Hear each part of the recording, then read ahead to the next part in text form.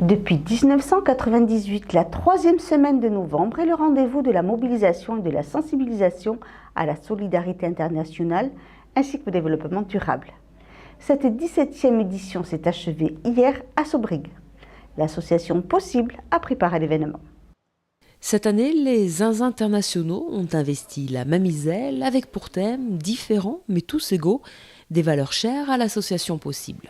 C'est possible avec un S au pluriel, parce que c'est l'idée qu'il y a plusieurs possibilités, qu'il y a plusieurs possibles, que tout est possible. Voilà.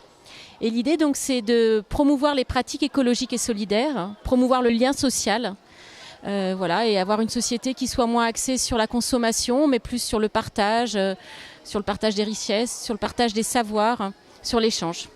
Association locale, Possible s'engage sur le terrain de la solidarité internationale en sensibilisant le public à la richesse des identités plurielles.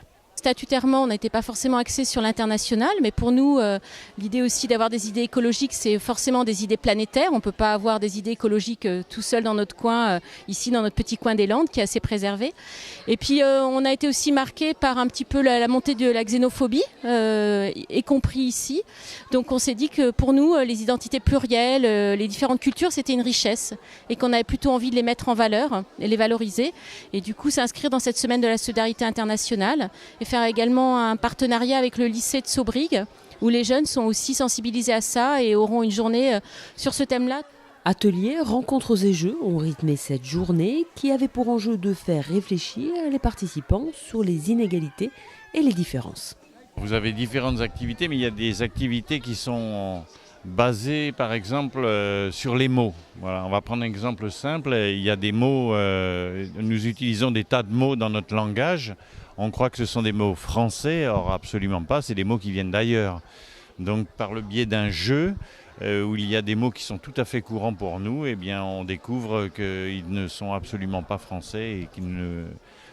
En fait, c'est l'ignorance qui fait qu'il y a l'intolérance. Plus il y a la connaissance et moins on rentre dans ce cycle-là aussi. En plus des ateliers, les visiteurs ont pu découvrir le magasin Zin, habituellement installé à côté de la mairie. Donc l'idée, c'est que c'est un peu zinzin parce que c'est gratuit. On a démarré ça déjà il y a 3 ans.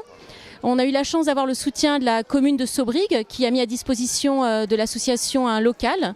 Donc ce magasin Zin existe toute l'année. Il est ouvert, tenu par des bénévoles du lundi au vendredi. Et donc l'idée, c'est qu'on a souvent des placards avec trop de choses. Et donc on peut les amener, les laisser. Une autre fois on a besoin de quelque chose, on peut venir le chercher. Ça évite aussi parfois de faire trop de déplacements en voiture pour aller acheter quelque chose. Ça évite aussi de jeter, donc ça permet de recycler. Et on a également un cahier où on peut écrire si on a des grandes choses à donner. Par exemple si on a un vélo à donner ou on a eu un bébé, on n'a plus besoin de la table à langer. Donc tout ça qui permet l'échange. Sur le même principe, au mois de mai aura lieu le jardin Zinzin pour échanger plantes et bons plans.